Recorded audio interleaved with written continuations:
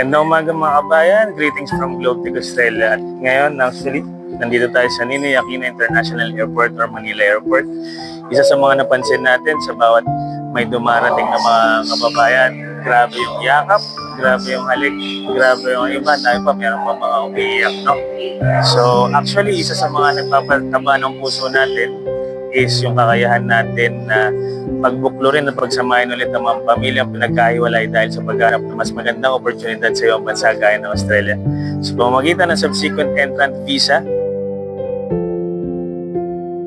so kahit anong visa, employer-sponsored visa sa Australia, na meron pong tinatawag na subsequent entrant visa para ma-petition ninyo ang inyong mga pamilya makasama ninyo sa Australia. At para malaman ng buong detalye, mag-PM lamang po sa ating page o sa mag-email sa mga email na doon. Maraming salamat, here, sir.